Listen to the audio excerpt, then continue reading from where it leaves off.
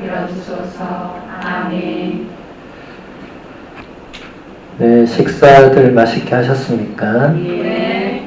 우리 지원자, 청원자 수녀님들이 아무래도 조금 언어적인 어려움이 있을 것 같아서 이렇게 강의로 같이 보면서 하도록 할게요. 조금 굉장히 전문적인 분야고 여러분들이 아우구스티노 성인도 아마 잘 모르시는 분이 더 많을 텐데 그 성령론까지 이렇게 하는 게 사실 좀 무리가 있을 수 있습니다. 그래서 뭐 주무시더라도 제가 이해하고 아우구스티노 성인을 사실 좀 알아야 되는데 지금 그걸 다룰 시간이 없어요. 우리가 강의가 3시간 정도밖에 안 되기 때문에 아우구스티노 성인에 대해서는 제가 이미 강의했던 것들이 조금 있어서 나중에 제가 마리폴 수녀님께 그 관련 강의들을 보내드리면 궁금한 분들은 그걸 들으시면 됩니다. 네. 그래서 오늘은 바로 본론으로 들어가서 보이시죠? 제가 읽어볼 테니까 같이 보시면 됩니다. 아우구스티노 해서 옆에 숫자는 이제 354년은 태어난 해, 430년은 세상을 떠나신 해죠. 4세기 말부터 5세기 초에 이제 활동을 하신 분입니다. 393년에 열린 지역공의회에서 이런 말을 했습니다. 성부와 성자에 대하여 수많은 학자들과 영성가들이 작품을 저술했습니다. 그러나 성령에 대해서는 그분을 성부로도 성자로도 부를 수 없고 그저 성령이라고 부를 수 있게 하는 그분의 특성을 쉽게 이해할 수 있을 만큼 학자들과 위대한 성경 주석가들이 충분히 공들여서 연구하지 않았습니다. 네, 신앙과 신경이라는 작품에서 이제 발췌를 한 건데 이게 무슨 말이냐? 아우구스티노가 393년이면 4세기 끝 무렵이죠. 이 시기 이전까지 많은 교부들과 학자들이 성령에 대해서 거의 언급을 하지 않았다 이 말입니다. 쉽게 말하면 그 이전까지는 성령이 문제가 되지 않았고 성자 예수 그리스도가 문제가 됐었기 때문에 그게 거의 200년을 간 거예요. 그러다 보니까 성령에 대해서는 거의 다루질 않았습니다. 이단들조차도 성령을 다루지 않았어요. 솔직히 표현하면 몰랐던 거죠. 성령에 대해서 몰랐던 거죠. 우리 예전에는 성령을 성신이라고 번역했잖아요. 성신이 뭐예요? 모르죠. 모릅니다. 우리가 그 정도로 잘 몰랐던 거예요. 번역도 모르니까 그렇게 번역을 한 거예요. 물론 이 귀신 신자 이런 걸 아마 썼을 건데 옛날 번역들이니까 이 영이라는 단어, 스피리투스라는 이 단어가 우리 동양 쪽에서는 사실은 이게 번역이 상당히 어려운 단어죠. 우리는 혼이라는 단어도 있고 얼이라는 단어도 있고 신이라는 단어도 있고 영이라는 단어도 있고 머리 아프시죠? 그래서 그 뛰어난 교부들과 신학자들이 사실 성령에 대해서는 동방은 이제 바실리오 성인 성령론을 저술했죠. 서방은 아우구스티노 성인이 성령론이라고 따로 저술은 안 했지만 이제 처음으로 성령에 대해서 구체적으로 이제 신학을 전개했던, 근데 바실리오 성인도 4세기 인물이거든요. 그러니까 2세기, 3세기는 성령에 대해서 거의 다루지 않았다 이 얘기를 하는 거고, 계속 본문 보면 이때부터 아우구스티노는 성령의 신학에 대하여 집중적으로 관심을 기울였습니다. 이에 대한 그의 사상은 여러 작품들에서 드러나는데 특히 399년에 저술을 시작해서 419년에 완성된 삼위일체론 안에서 정교하게 전개되었습니다. 여기서 아우구스티노는 삼위일체 신비 전반에 걸쳐서 심오하고 폭넓은 성찰을 전개합니다. 그는 여기서 삼위일체의 세 번째 위격에 대해서 그리고 우리를 위한 그분의 역할에 대해서 독창적인 교의를 제시했습니다. 399년에 시작하고 419년이 완성했으면 몇 년 걸린 거예요? 네. 우리 수행님들 산수를 다 배우셨죠? 네. 우리 지원자 수님들 다 배우셨죠? 네. 20년 동안 책 써본 계세요. 20년 동안. 네. 20년 동안 사는 것도 힘들어 죽겠는데 책을 어떻게 20년을 쓰나. 저도 뭐 책을 써보기도 했지만 20년 동안 책 쓰는 그 집념이 저는 이 성인의 위대함을 또 보여준다. 그렇게 생각합니다. 삼위일체론 지금 우리말로 다 번역되어 있거든요. 성염 대사님이 번역을 다 하셨죠. 그래서 아마 우리 순영원 도서관에 있을 가능성이 높은데 제가 지금 확인을 못했어요. 이거 새로 이사한 도서관 제가 아직 안 가봐서 거기 무슨 책이 있는지 지금 못 봤어요. 시간이 없어서. 그래서 혹시 있으면 잠 안 올 때 보시면 상당히 근육전 치료에 도움이 되고 네, 여러 가지로 네, 어렵습니다. 어쨌든 네, 저도 이 아우구스티노의 삼위일체론으로 아직 강의도 한번 안 해봤는데 이번에 성령론 때문에 조금 보니까 진짜 어려워요. 진짜. 예. 저같이 전문적으로 공부하는 사람도 어려운데 이 책을 일반적인 신자나 수도자가 이걸 어떻게 읽어낼까 하는 생각이 많이 들었습니다. 우리가 할 일이 많은 거죠.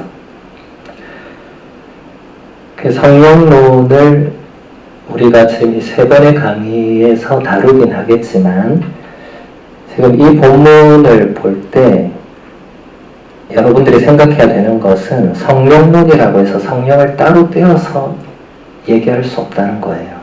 이 본문을 보면 아는 거예요. 삼위일체 신비 전반에 걸쳐서 이게 같이 전개가 되죠.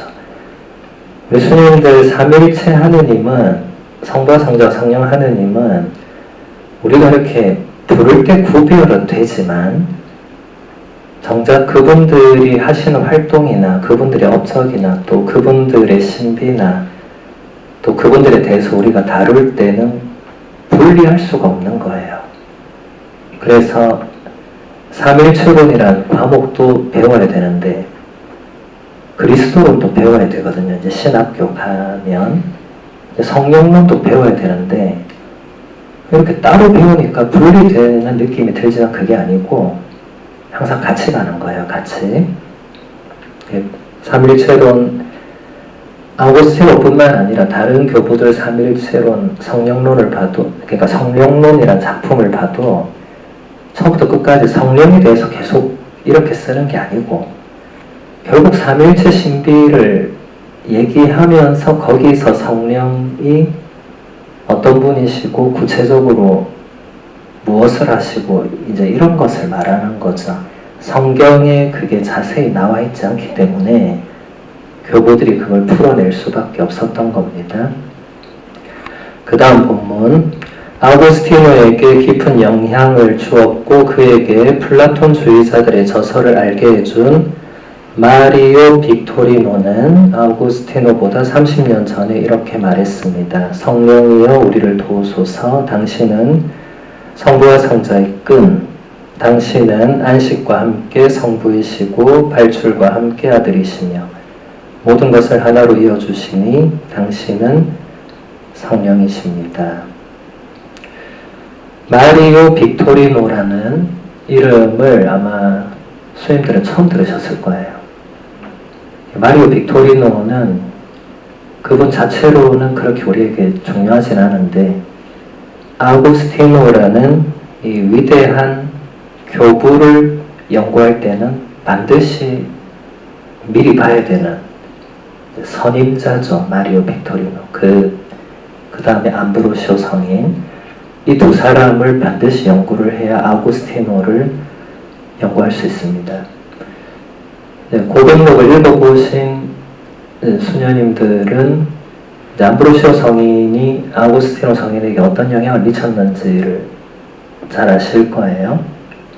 아우구스티노 성인은 암브로시오 성인을 만나기 전까지는 회심을 다 하지 못했죠. 가톨릭으로 돌아오지 않았습니다. 마니교라는 그 시대 이단에 10년 가까이 빠져 있다가 암브로시오 성인을 만나서, 암브로시오 성인은 그 당시 밀라노의 교구장 주교였어요. 암브로시오 성인의 강론을 듣고 아우구스티노가 충격을 받습니다. 본인이 젊었을 때 읽고 내다버린 성경, 그리고 마니교에서 가르쳤던 그 성경의 내용을 완전히 뒤집는 암브로시오 성인의 그 성경 해석에 빠져들게 된 거죠. 그리고 그냥 빠져들게 된 정도가 아니라 가톨릭 교회가 어떻게 성경을 해석하는지를 제대로 알게 된 거죠. 그래서 내던졌던 성경을 다시 펼쳐서 읽으면서 회심의 여정도 같이 이어집니다. 그래서 우리 수녀님들 회심 혹은 회개를 할 때 반드시 말씀과 함께 이루어져야 됩니다. 그냥 나 혼자 가슴 치고 눈물 흘리고 한다고 회개가 되는 게 아니고 하느님 말씀으로 회심이 일어나야 되는 거예요. 나 혼자 돌아보는 건 성찰하는 거, 반성하는 거고, 하느님 말씀에 비추어서 나를 근본적으로 바꾸는 것은 그게 회심이죠. 말씀 없이 회개하는 경우를 저는 교부들, 성인들에게서 한 번도 본 적이 없어요. 말씀과 함께. 그리고 아우구스티노 성인도 보면 결정적으로 말씀 때문에 회심합니다. 사도 바오로의 그 로마서 그 유명한 구절이 있어요. 흥청되며 먹고 마시는 거 그런 거 다 그만둬야 된다 라는 그 구절에서 아우구스티노 성인이 완전히 이제 회심을 하게 되는데, 물론 어느 날 그 말씀 다 읽고 회심한 게 아니고 그 앞에 이제 암브로시오 성인의 그 강론과 암브로시오 성인의 인품, 암브로시오 성인이 보여준 모습, 이런 게 아우구스티노 성인에게 엄청난 영향을 미칩니다. 그래서 수녀님들 수도 생활할 때 롤 모델이 중요해요. 누구를 보고 수도 생활을 따라가느냐가 굉장히 중요합니다. 대부분 다 있을 건데 대부분 성인 성녀나 아니면 아주 훌륭하게 수도 생활하는 선배 수녀님을 보고 따라가는 거예요. 근데 따라가다가 본인의 또 고유함을 키워내는, 암브로시오 성인이 아우구스티노 성인을 회심시킨 엄청난 분이지만 지금 우리가 볼 때는 아우구스티노 성인이 암브로시오 성인을 훨씬 능가하거든요. 이게 우리도 불가능한 일은 아닙니다.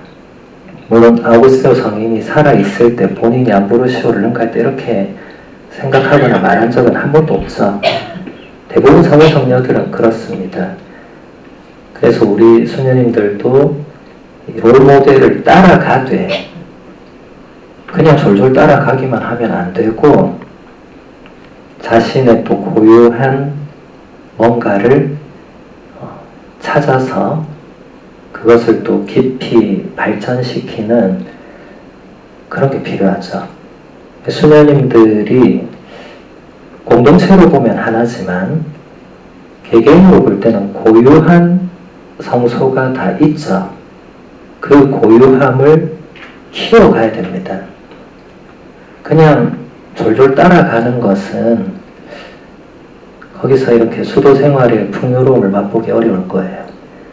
본인이 하느님으로부터 받은 그 고유한 소명을 키워나가는, 이것은 지원자, 창원자 뿐만 아니고 종신서원 40년, 50년 된 분들도 죽을 때까지 해야 되겠죠.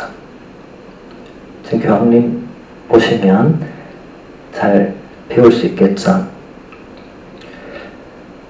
자, 이제 마리오 빅토리노의 작품을 우리가 이렇게 제가 조금 가지고 왔는데, 일부러 제가 라틴어도 써놨는데, 이게 왜 이렇게 했냐면, 아우구스티노에게 결정적 영향을 준 문장들인 겁니다, 이게.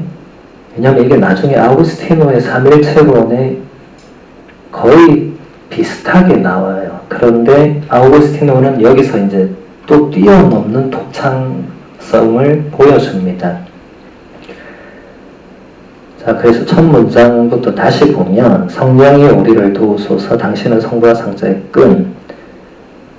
라틴어로 보면 아데스토 상데 스피리투스 파트리스 필리 꽃불라 이렇게 되어 있죠.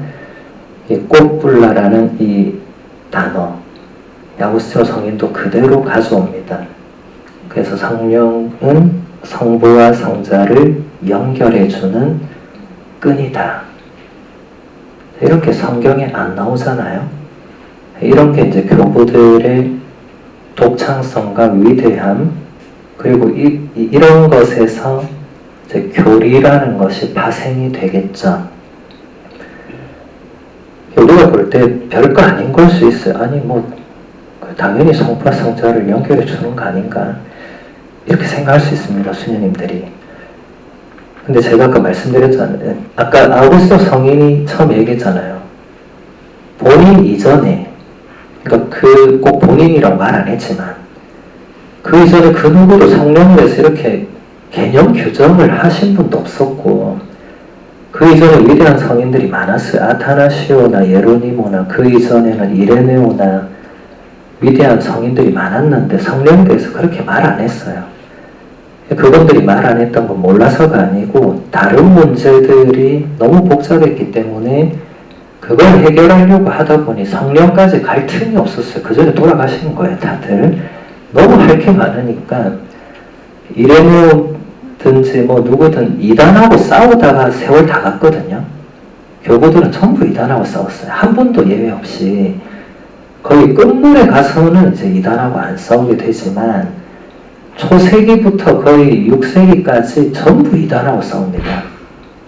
그러다 보면 이단이 말하는 것을 가지고 이제 그걸 계속 얘기할 수밖에 없죠. 이단이 성령을 말하면, 이제 성령에 대해서 말할 건데, 이단이 성령에 대해서 말 안 하는데 내가 이 성령을 말하면 이 싸움이 안 되잖아요, 싸움이. 예, 그러니까 이 시대적으로 이런 얘기를 한다는 게 우리가 볼 때는 별거 아닌 것 같은데, 수녀님들은 이미 아우구스티노 성인보다 많은 걸 배운 거예요. 옛날 이분들이 뭘 배웠겠어요? 지금같이 노트북이 있습니까? 책이 있습니까? 뭐가 있습니까? 아무것도 없을 때 사신 분들이잖아요. 우리 근데 다 배웠어요, 어느 정도. 이제 기억이 안 나는 게 문제지, 다 배웠어요. 그러니까 이런 문장 보면 별거 없네, 이렇게 지금 생각할 수님들 계실 수 있는데, 지금 이게 1600년 전이라는 걸 감안하셔야 됩니다. 그리고 성령에 대해서 이런 개념을 뭔가 규정한다는 게 아무나 못하죠.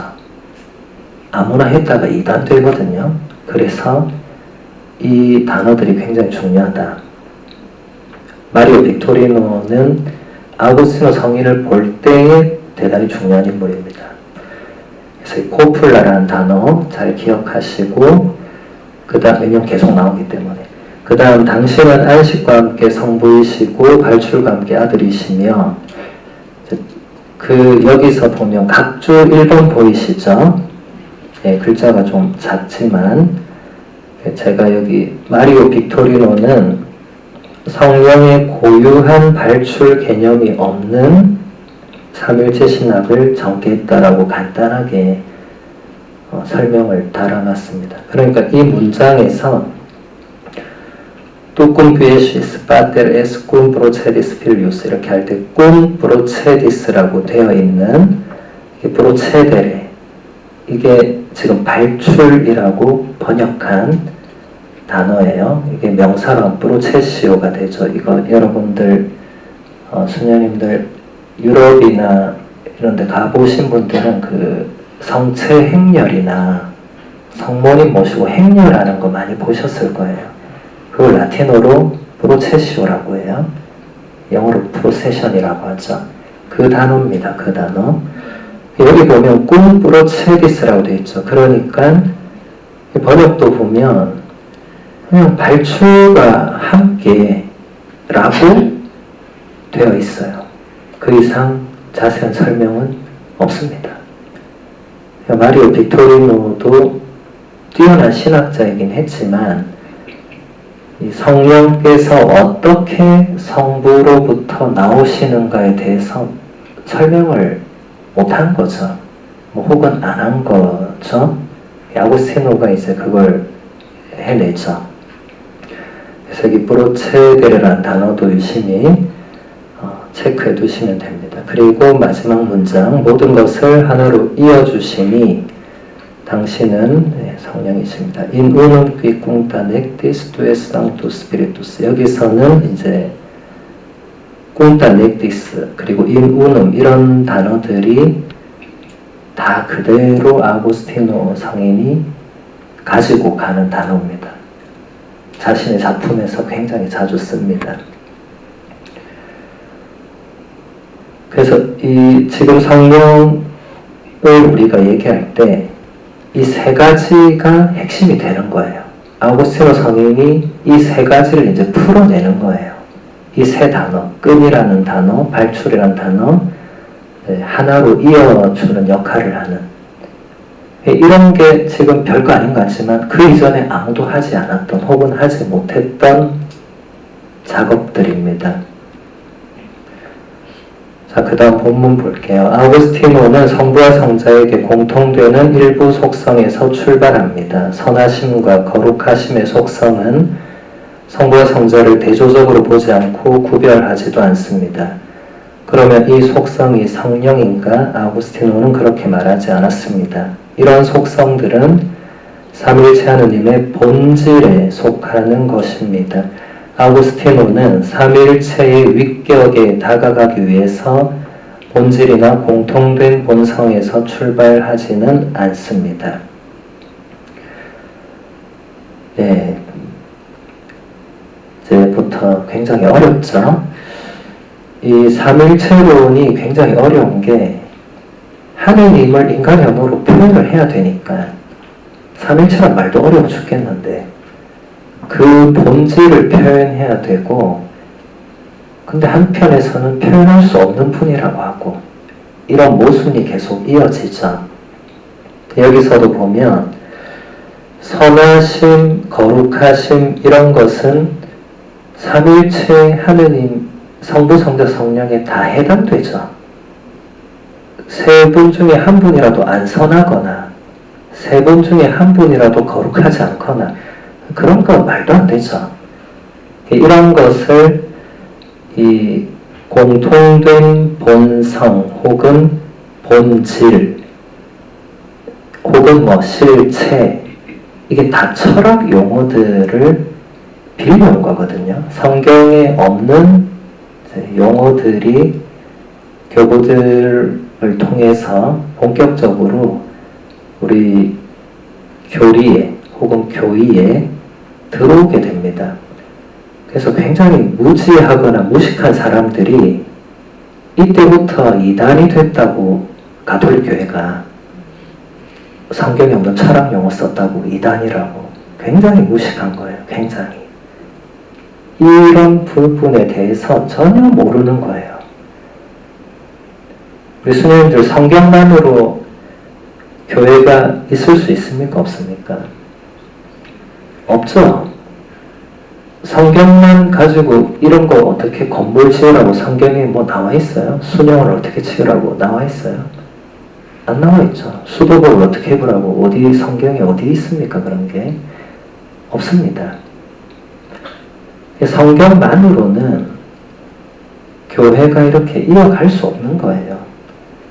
물론 마르틴 루터는 성경만으로 구원받는다고 주장하면서 나갔지만 나간 분은 뭐 그렇게 나가셨으니까 뭐 말리기 너무 늦었죠. 우리가 500년 지났으니까 나간 분은 할 수 없고, 그 성경보다 먼저 교회가 있었죠. 예수님은 단 한 글자를 쓰시지 않았죠. 예수님이 남기신 건 교회였습니다.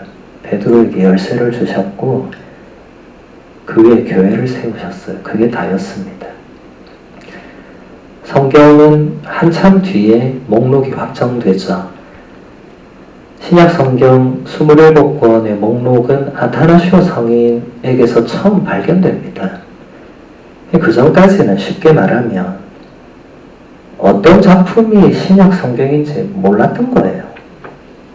그냥 저기 필리피 전례 공동체에서는 베드로 복음을 읽고 저 에페소 갔더니 바오로 복음도 읽고 뭐 그렇게 했던 거예요.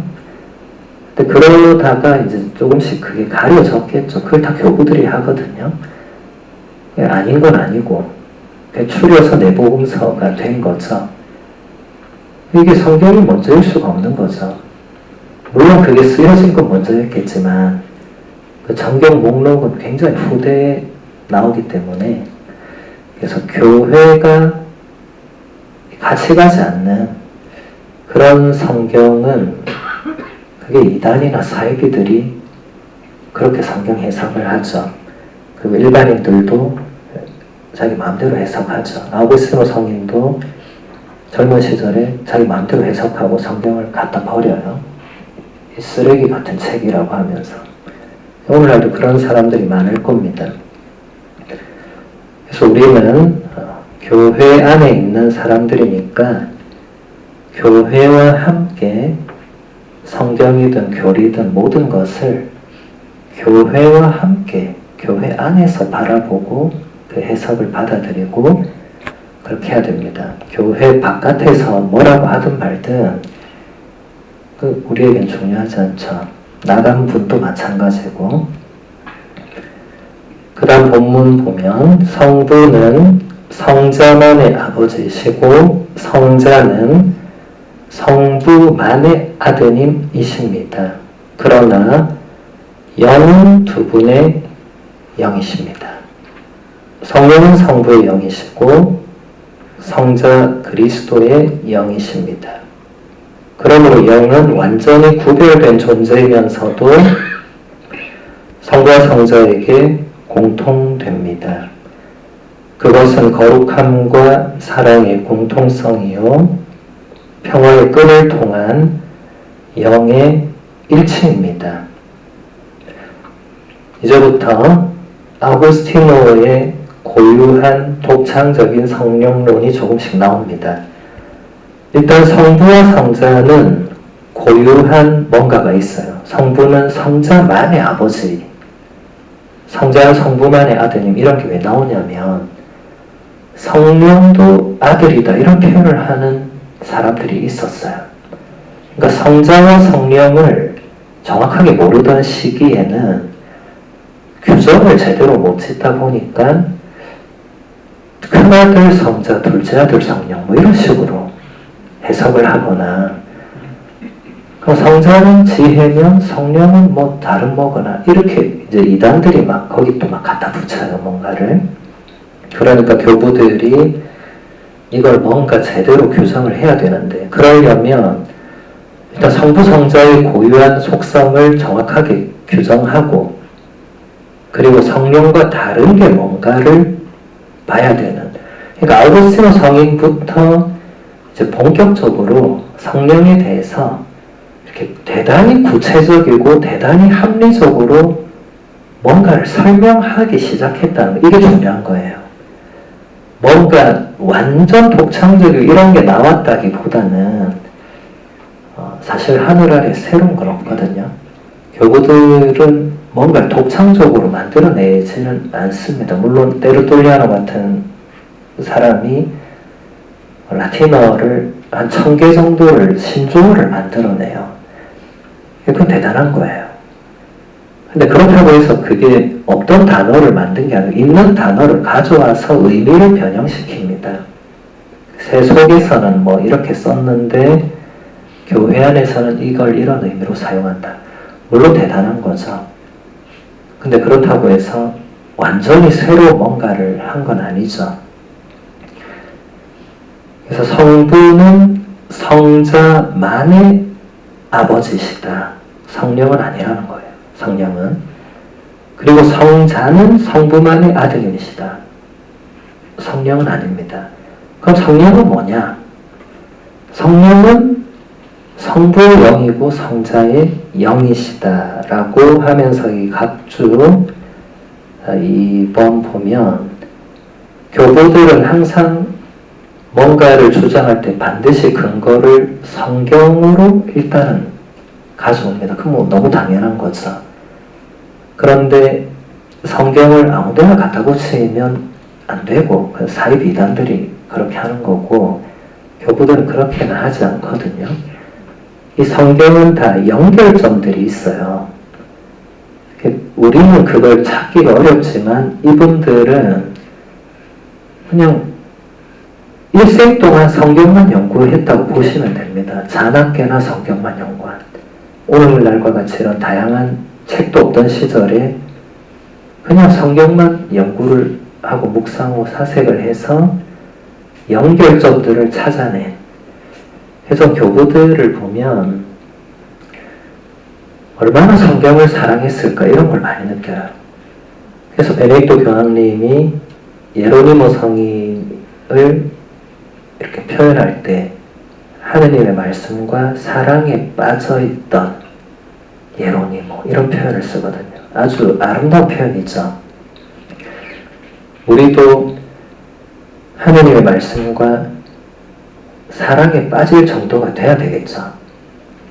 한번 본인들 수녀님도 한번 생각을 해보시면 좋겠어요. 성경만 펼치면 잠이 오는 분들이 계시다면 그건 사랑에 빠지는 게 아니라 잠에 빠지는 거잖아요. 네. 우리는 잠과 사랑을 할 수는 없잖아요. 잠과 사랑은 다른 거거든요. 그래서 여기에 계신 분들이 그렇다는 게 아니고 혹시 그런 분들이 계시다면 그것은 교부들이나 성인들이 보여준 모습과 다른 거예요. 교부들, 성인들은 하느님의 말씀과 사랑에 빠진다는 그런 표현이 정말 들어맞을 만큼 그냥 말씀을 어떻게 표현해야 될까요? 그냥 말씀을 뭐 붙들고 살았다 이런 표현으로는 너무 모자란 뭐 곱씹고 살았다 이것도 모자라고 그냥 평생을 말씀과 함께 매 순간을 말씀으로 뭐 사셨다 뭐 그것도 부족할 것 같아요. 그러면 이제 제가 이런 얘기하면 대부분 듣는 분들은 아 신부님 저희는 성인 성녀도 아니고 교부도 아니고 이런 반응을 보여요. 그래서 저는 또 거기에 대해서 뭐 얘기를 하는 게 있지만 지금 이제 그런 쪽으로 가면 안 되고 어쨌든 자 2번, 3번 볼게요. 사실 말하는 이는 너희가 아니라 너희 안에서 말씀하시는 아버지의 영이시다. 예수님을 죽은 이들 가운데서 일으키신 분의 영께서 여러분 안에 사시면 그리스도를 죽은 이들 가운데서 일으키신 분께서 여러분 안에 사시는 당신의 영을 통하여 여러분의 죽을 몸도 다시 살리실 것입니다. 이 두 구절은 이 성령이 성부의 영이라는 근거를 댄 거죠. 성경 말씀은 진리죠. 그러니까 두 개를 인용했다는 것은 이것은 절대로 변할 수 없는 진리라는 거예요. 성령은 성부의 영이다. 자, 각주 3번 보면 진정 여러분이 자녀이기 때문에 하느님께서 당신 아드님의 영을 우리 마음 안에 보내주셨습니다. 그 영께서 아빠 아버지하고 외치고 계십니다. 누구든지 그리스도의 영을 모시고 있지 않으면 그는 그리스도께 속한 사람이 아닙니다. 이 구절들은 성령은 또 성자의 영이다. 이것을 말해주는 거죠. 지금 이게 서로 상반되는 내용이 아니거든요. 자, 다시 본문으로 돌아오면, 자, 그래서 본문 계속 볼게요. 성령은 성부의 영이시고 또 그와 동시에 성자 그리스도의 영입니다. 여기까지는 문제가 없죠. 성경에서 그대로 봤으니까. 자, 그러므로 뒤에는 이제 아구스티노 성인의 설명들이죠. 영은 완전히 구별된 존재이면서도 성부와 성자에게 공통된 분이시죠. 그것은 거룩함과 사랑의 공통성이고 평화의 끈을 통한 영의 일치가 된다. 자, 이제 아구스티노 성인이 삼일체론에서 무엇이라고 말했는지 너무 방대하지만 몇 개만 이렇게 골라서 볼 수밖에 없겠죠. 여기 이제 따옴표가 되어 있는 것은 직접 인용이라는 거죠. 따옴표가 없는 부분은 아구스티노 성인의 그 신학을 좀 더 간결하게 설명하는 거고, 그 정도는 보시면 바로 아셔야 됩니다. 직접 인용된 거는 아구스티노 성인이 직접 말하거나 직접 쓴 거예요. 성령은 다른 두 위격의 일치요 그분들의 거룩함이며 그분들의 사랑입니다. 성령이 그분들의 일치인 것은 성령이 그분들의 사랑이기 때문입니다. 성령이 그분들의 사랑인 것은 성령이 그분들의 거룩함이기 때문입니다. 분명한 것은 성령은 다른 두 위격 중에 하나가 아닙니다. 성령은 성부와 성자에게 공통된 그 무엇입니다. 그러나 이 친교는 공동으로 본질적이고 공동으로 영원합니다. 우정이라는 단어가 여기에 적합하다면 그것도 좋습니다. 그러나 사랑이라고 말하는 것이 더욱 적합합니다. 이분들은 셋이 아닙니다. 한 분은 자신에게서 존재를 유지하고 있는 분을 사랑하고 다른 한 분은 자신의 존재를 유지시키는 분을 사랑하며 이 사랑은 동일합니다. 그리고 이 사랑이 아무것도 아니라면 하느님께서 어떻게 사랑이시겠습니까? 이것이 실체가 아니라면 하느님께서 어떻게 실체이시겠습니까? 네, 이 부분이 가장 핵심적인 내용을 다 담고 있다고 보시면 돼요. 네, 삼일체론 다 읽어보실 분들은 이제 이 문장을 열심히 읽고 묵상하면 됩니다. 그래서 이것은 하나하나 구체적으로 봐야 됩니다. 아구스티노 성인 이전에 이렇게 규정한 교부들, 성인들이 아무도 없었다는 것을 전제로 두고 보시면 됩니다. 아무도 이렇게 말하지 못했거든요. 성령은 다른 두 위격의 일치다. 그게 무슨 말이죠? 성부와 성자의 일치가 성령이다.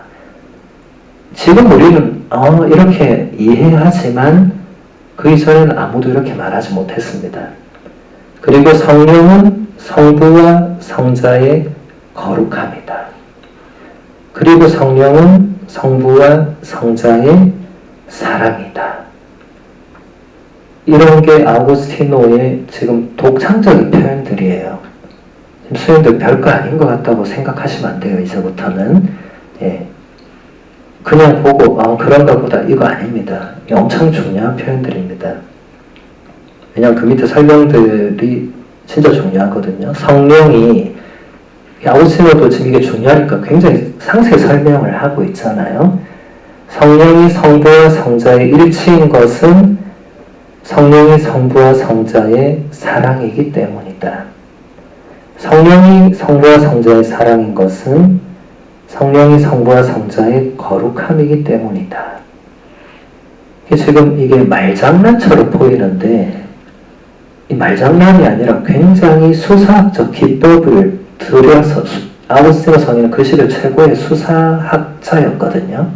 수사학 교사였고 그래서 암브로시오 성인한테 갔던 게 회심하러 간 게 아니고 암브로시오 성인이 그 당시 이태리에서 가장 유명한 수사 교사였기 때문에 간 거야. 아우구스티노 성인이. 아우구스티노는 이제 가장 천재적인 젊은 수사 교사였는데 소문 들어보니까 암브로시오라는 엄청난 분이 밀라노에 있다 해서 그래서 간 거예요. 회개하러 간 게 아니고. 근데 갔는데 수사학을 배운 이 목적이 아니고 회개가 된 거죠. 그래서 지금 이 설명도 그냥 말 돌리기 말장난이 아니고 이게 사실 이제 라틴어 원문으로 보면 이 수사 기법을 뭘 썼는지 알 수 있는데 제가 지금 그것까지는 할 수 없고 이 성령이 성과 성자의 일치인 것은 성령의 성과 성자의 사랑이고 이렇게 서로 계속 환원되는 느낌이 들잖아요. 근데 이게 단순한 환원이 아니고 이것을 수녀들이 오늘 잘 적어가서 이렇게 보시면 이렇게 표현을 해내는 게 이게 쉬운 게 아닙니다. 이게 지금 우리가 보면 별거 아닌 것 같지만 이런 표현을 그 이전에 아무도 안 했다는 걸 염두에 두고 보면 아우구스티노 성인이 이걸 얼마나 깊게 묵상하고 그 삼위일체 하나님 신비 안으로 들어가 있었는가를 느낄 수 있습니다. 인간의 언어로 표현하는 건 언제나 한계가 있죠. 그 한계를 아우구스티노 성인도 너무나 잘 알고 있었고 라틴어는 특히 고대어니까 더 한계가 많겠죠. 수녀들 고대어는 현대어처럼 세분화된 언어 체계가 없었기 때문에 이렇게 상세 설명이 안 되는 언어거든요. 지금 이거 번역된 거니까 조금 구체적인 것이 라틴어 자체는 몇 문장 안 돼요. 보면 뭐 그리스도 마찬가지고 히브리어도 마찬가지고 분명한 것은 성령은 성부와 성자 중에 하나가 아니다. 이런 표현이 들어간 것은 이렇게 말하는 이단이나 사이비가 있었다는 겁니다. 분명히 역사 안에서. 지금도 있을 수 있겠죠. 수녀님들 이단과 사이비는 지구 종말할 때까지 없어지지 않을 겁니다. 그래서 조심하셔야 되고 수녀님들 주위의 신자들이나 가족들에게도 항상 조심하라고. 이단과 사이비에 빠져있는 분들 중에 바깥 사회에서 대단히 지식인들, 대단히 똑똑하다는 사람들이 거기 몰려가 있어요. 우리가 볼 때는 이해가 잘 안 될 건데 그분들이 거기 왜 있을까 저는 생각해보면 본인이 똑똑하니까 그래 되는 거예요. 본인이 똑똑하다고 믿고 있으니까 그렇게 될 수밖에 없는 겁니다. 그래서 사이비나 이단에 빠지지 않는 데에서 저는 겸손도 굉장히 중요하다고 생각해요. 뭘 많이 알고 있어서 거기 안 들어가고 이런 차원이 아니고 항상 겸손해야 되는 교부들과 성인들이 가장 자주 언급했던 단어가 겸손입니다. 겸손. 제가 숫자를 세보진 않았지만 2000년 교회 역사에서 가장 많이 반복되고 가장 많이 사용된 단어는 겸손이에요. 겸손. 물론 사랑도 있고 평화도 있고 여러 가지 있겠지만 교부들이 가장 강조했던 것은 겸손입니다. 왜냐하면 교부들이 봐도 이단 교부시대 사이비는 없었고 이단들을 볼 때 저렇게 뛰어난 학자 혹은 훌륭한 사람이 어떻게 저렇게 이단이 됐을까 교부들도 생각했을 것 같아요. 동시대인들이었으니까. 아우구스티노 같으면 이제 펠라지오라는 또 뛰어난 인물이 있었죠. 이단인데 굉장히 뛰어난 분이었어요. 그 어디서 그 이단으로 가느냐 마냐의 어떤 선 지점이 있겠죠. 아리우스든지 수많은 이단들 보면 그 경계선에서 이제 위험하게 왔다 갔다 하다가 넘어가는 거거든요. 사실 이단자들은 굉장히 억울한 사람들입니다. 한 90%는 이단이 아니에요. 10%가 이단이에요. 그래서 요즘은 저도 이번에 온라인 강의할 때 펠라지오도 강의하고 이단에 대해서도 굉장히 많이 인용을 하면서, 왜냐하면 이단이 100% 이단이라는 건 없습니다. 그런 건 이제 사입이라고 보면 되죠. 대부분 이단들은 90%는 정통성에 가깝습니다. 그런데 그 뭔가 경계선에서 넘어가게 되거든요. 이단적인 부분으로. 저는 그게 거기서 이제 겸손과 교만의 지점이 있지 않을까. 물론 그것을 본인이 의식을 할 수는 없어요. 우리가 그렇잖아요. 수녀님들, 우리가 자신을 볼 때 내가 이 지점까지는 참 겸손한데 이걸 넘어서 교만하고 누가 그렇게 생각해요? 아니죠. 그렇게는 본인이 본인을 그렇게 식별을 할 수 없고, 그런데 그래서 조심해야 되는 겁니다. 아무리 겸손한 사람도 한순간에 교만의 나락으로 떨어질 수 있다는 걸 교부들이 너무 많이 본 거예요. 그 시대에.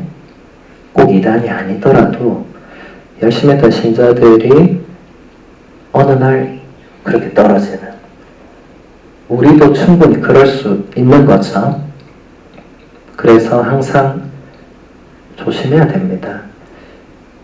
교만과 겸손은 누가 딱 집어서 넌 어디까지는 겸손한데 어디부터 교만하다라고 말할 수 없기 때문에 이것은 우리가 또 평생에 걸쳐서 추구해야 되는 중요한 덕이죠. 성령은 성과 성자에게 공통된 그 무엇이다.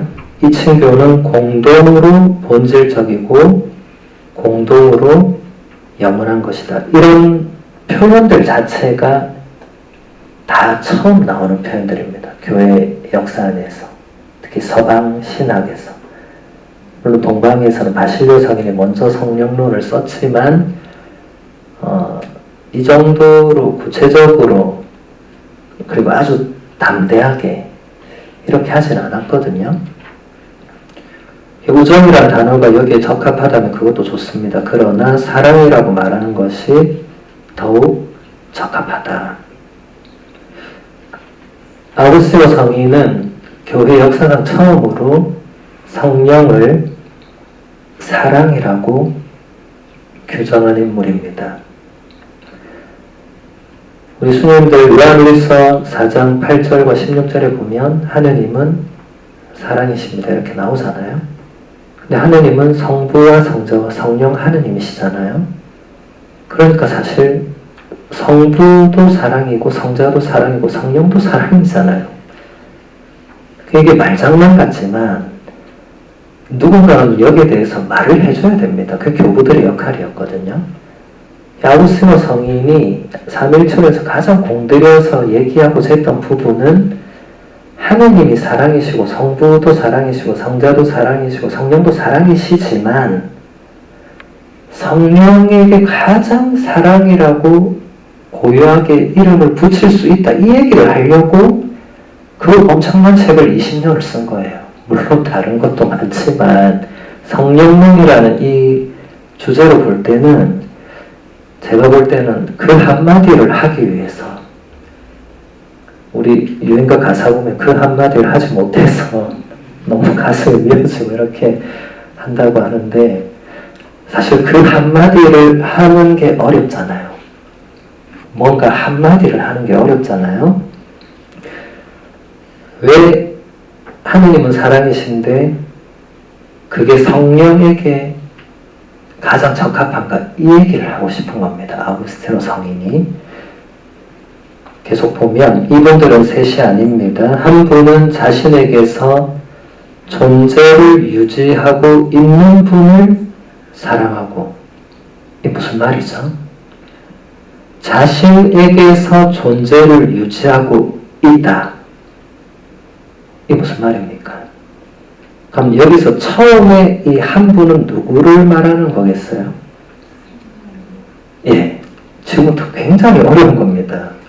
예, 스님들 틀려도 상관은 없는데 이제 지금부터 우리가 하는 작업은 삼일체 신비를 우리 이성으로 좀 생각해 보는 거예요. 이때까지 우리 이런 거 안 하고 마음 편히 잘 살았는데 아우구스티노 성인이 이런 걸 하다가 머리가 너무 아파가지고 바닷가 가서 그 유명한 일화 다 아실 거예요. 머리 식히러 갔다가 그 어린 소년이 조개 껍질로 바닷물 퍼서 이렇게 하는 거 다 그 일화 아시죠? 그쵸? 네, 그 정도로 머리 아픈 걸 이분도 한 거예요. 그리고 이 정도로 표현을 한 거니까 위대한 겁니다. 제가 그럼 대입을 시켜볼게요. 성부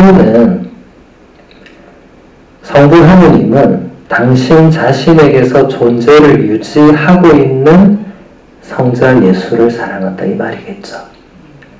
성부에게서 성자가 나음을 받으셨죠. 성부로부터 성자가 탄생하셨죠. 니케아 콘스탄티노플 신경 생각해 보시면 이게 이해가 될 겁니다. 성자께서는 성부로부터 나오셨다. 하느님으로부터 나온 하느님이고 빛에서 나온 빛이시다. 뭐 이렇게 쭉 이어지잖아요. 자, 그 다음 보면 다른 한 분은 자신의 존재를 유지시키는 분을 사랑한다. 자, 여기서 다른 한 분은 누굽니까? 성자죠. 예. 우리 수님들 상당히 지금 뛰어난 깊이로 바로 들어오신 것 같아요. 예. 역시 우리 예수상신 정교수님이가 좀 다른 것 같습니다. 아니면 제가 지금 너무 설명을 잘하고 있거나 아니면 수요들이 너무 뛰어나거나 둘 다 아니라면 성령께서 지금 하고 있거나 그것도 아니라면 그 중요한 건 아니죠. 그러면 제가 그대로 다시 해볼게요. 성자 예수님은 자신의 존재를 유지시키는 성부 하느님을 사랑한다. 이렇게 되겠죠. 그리고 이 사랑은 똑같은 것이다. 지금 이 표현들이 엄청난 표현들이에요. 삼위일체 하느님 안에서 어떻게 사랑이 이루어지고 그게 뭔지를 아우구스티노 성인이 처음으로 이렇게 얘기를 하는 거예요. 이 사랑이 똑같은 것이다. 그래서 그 사랑을 성령께 적용하는 거예요. 이해가 되십니까?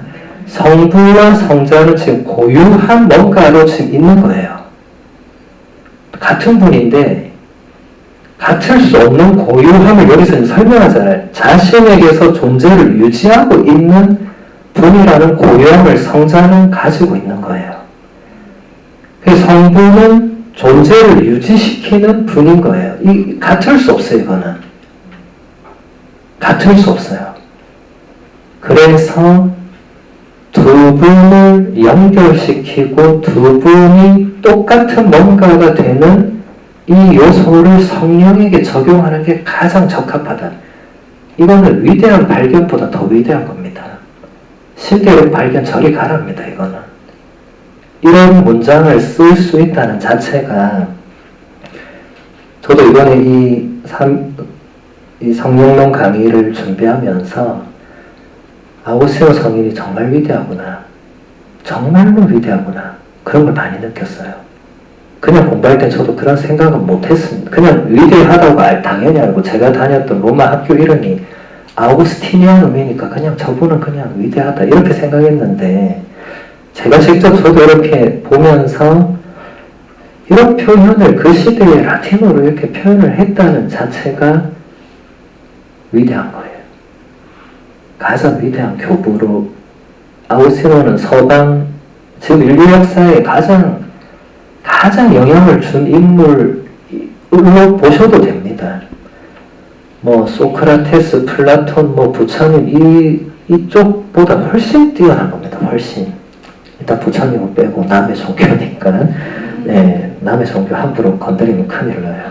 그건 안 되고 적어도 소크라테스, 플라톤 이런 분보다 훨씬 위대해요. 왜냐하면 그분들에게서 뭔가를 가져오지만 훨씬 위대한 작업들을 하거든요. 그 고대 철학자들도 위대하지만 삼위일체 신비를 파헤치거나 이러지 못했잖아요. 그러니까 대단한 거죠. 그 다음 보면 이 사랑이 아무것도 아니라면 하느님께서 어떻게 사랑이실 수 있겠는가? 여러분, 이런 문장들은 다 그 시대의 이단이나 사이비를 말해주는 거예요. 그냥 딱 보면 이 사랑이 아무것도 아니라면 이거는 그 시대에 누군가가 그게 아무것도 아니라고 말한 사람이 있었다는 거예요. 성령을 아무것도 아닌 존재로 축소시켰던 세력이나 이단들이 있었다는 거예요. 아우구스티노 성인이 그걸 아주 쉽게 물리치는데, 그게 성부와 성자가, 성부 하느님과 성자 예수님이 서로 사랑하시는 그게 아무것도 아니면, 그러면 하느님은 사랑이시다라는 이 대전제가 깨지는 거다. 그렇지 않습니까, 여러분?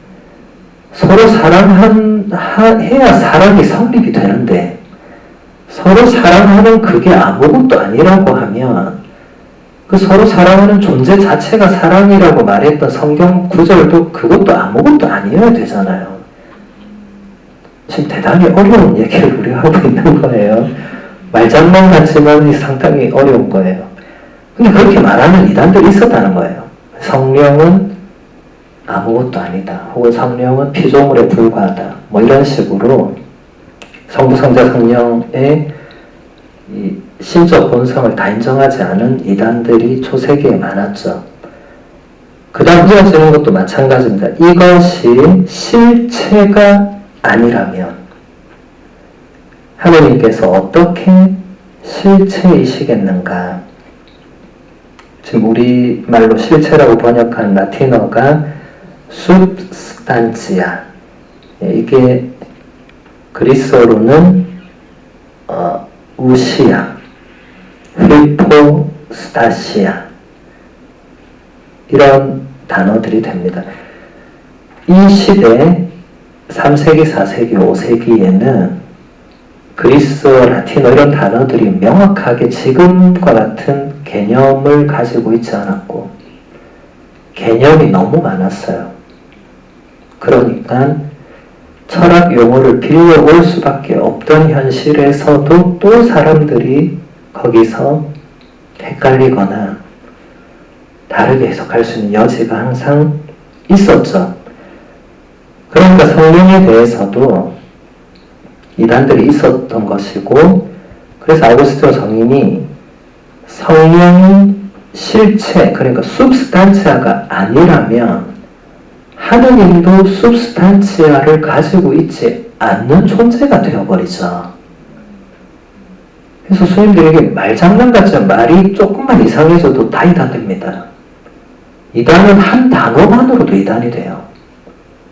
대단히 조심해야 됩니다. 물론 오늘날에는 이미 다 정해져 있으니까 스님들이 한 단어 잘못 말했다고 너 이단이야 이렇게 안 하겠지만, 그 옛날에는 한 단어 잘못 쓰면 이단이 될 수밖에 없었던, 왜냐하면 오늘날과 같이 정해져 있는 게 없던 시대이기 때문에 그렇죠. 우리가 삼위일체라고 번역한 그 일체에서 그 체가 바로 이 substantia입니다. 성부 하느님과 성자 예수님과 성령님은 substantia는 똑같다는 거예요. 일체라는 말이. 그리고 삼위라는 말은 성부, 성자, 성령의 세 분이 고유한 위격을 가지고 있다. 라틴어로는 고유한 페르소나를 가지고 있다. 그게 그리스어로는 고유한 프로소폰을 가지고 있다. 지금 우리로 보면 모여있는 우리가 다 인간 혹은 사람이라는 그 substantia는 똑같잖아요. 다릅니까? 여기 강아지나 고양이가 수련회로 잠시 둔갑해서 나 오늘 강의 들어야지, 좀 이따 다시 나가서 고양이가 되고, 이런 전래동화에 나오는 이런 일이 없잖아요. 우리는 지금 사람으로 이 사람이라는 이제 호모, 라틴어로 호모라는 그걸로는 똑같은데, 고유한 존재로 볼 때 저와 여기 계신 모든 수녀님들이 고유한 그 누구시잖아요. 고유한 퍼스널리티를 가지고 있잖아요. 그 퍼스널리티란 단어가 라틴어 페르소나에서 그대로 유래한 거죠. 삼위일체 하나님도 똑같은 겁니다. 신성이라는 디비니타스라는 그 substantia는 같은 겁니다. 그런데 성부, 성자, 성령이라는 그 페르소나, 이것은 고유한 것이죠. 그래서 성령도 아직 우리가 더 구체적으로 지금 더 봐야 되겠지만 성령도 일단 substantia로는 똑같습니다. 여기까지 뭐 100% 이해는 안 되셨지만 그래도 어느 정도 이해가 되셨으리라 생각하고 시간이 우리가 다 됐기 때문에 여기서 마무리